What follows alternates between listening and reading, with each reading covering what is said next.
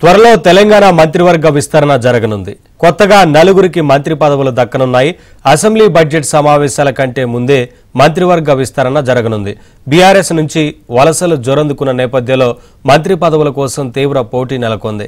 అయితే మారుతున్న రాజకీయ సమీకరణాలకు అనుగుణంగా సీఎం రేవంత్ రెడ్డి నిర్ణయం తీసుకోనున్నారు. ప్రస్తుతం సీఎం రేవంత్ రెడ్డితో కలిపి మొత్తం 12 మంది మంత్రులు ఉండగా సీఎం వద్దనే హోం, విద్య, గనుల శాఖతో పాటు పురపాలక, పట్టణాభివృద్ధి శాఖలు ఉన్నాయి. టీఆర్ఎస్ నుంచి వచ్చిన వారిలో ఒక్కరిద్దరికి మంత్రి పదవులు దక్కనున్నట్లు తెలుస్తోంది.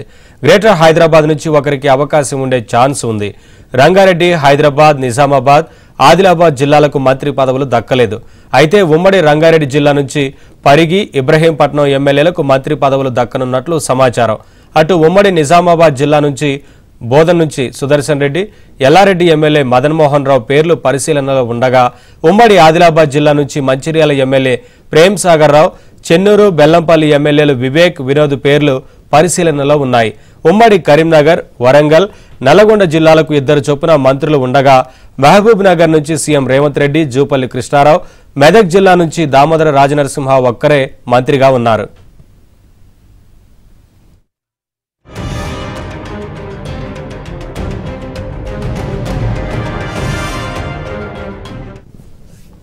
అప్డేట్స్ మా కరెస్పాండెంట్ రాజేష్ నడి తెలుసుకుందాం. రాజేష్, ఈ మంత్రివర్గ విస్తరణలో భాగంగా ఎవరెవరికి మంత్రి పదవులు దక్కే ఛాన్స్ ఎక్కువగా ఉంది? ఏంటి అప్డేట్స్? Good afternoon Naveen. మొత్తానికి జూలై 2వ వారంలో లేదంటే 3వ వారంలో అసెంబ్లీ రాష్ట్ర బడ్జెట్ సమావేశాలు నిర్వహించాలని చెప్పేసి ప్రభుత్వం భావిస్తూ ఉంది.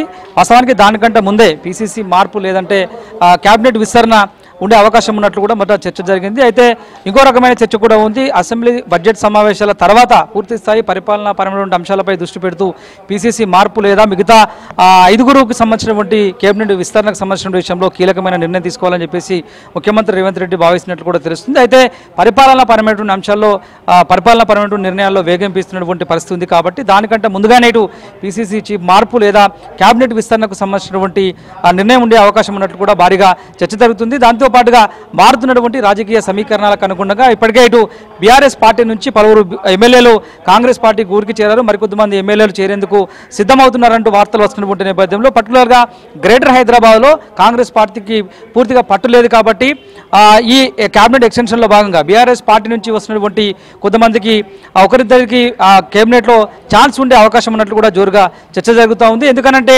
పూర్తి స్థాయిలో గ్రేటర్ హైదరాబాద్లో పట్టు బిగించుకోవడంతో పాటు ఉమ్మడి రంగారెడ్డి, ఉమ్మడి హైదరాబాద్తో పాటుగా నిజామాబాద్, అదేవిధంగా ఆదిలాబాద్, ఈ 4 జిల్లాల్లో మంత్రి పదవులకు సంబంధించిన విషయంలో ఇప్పటికే కాంగ్రెస్ పార్టీ ఒక క్యాల్కులేషన్ను ఏర్పాటు చేసుకుంది. దానికి అనుగుణంగా బీఆర్ఎస్ పార్టీ నుంచి కొంతమంది సీనియర్ నేతలు కనుక కాంగ్రెస్ పార్టీలోకి వస్తే వాళ్ళకు మంత్రివర్గ విస్తరణలో అకామిడేట్ చేయాల్సి ఉంటుంది.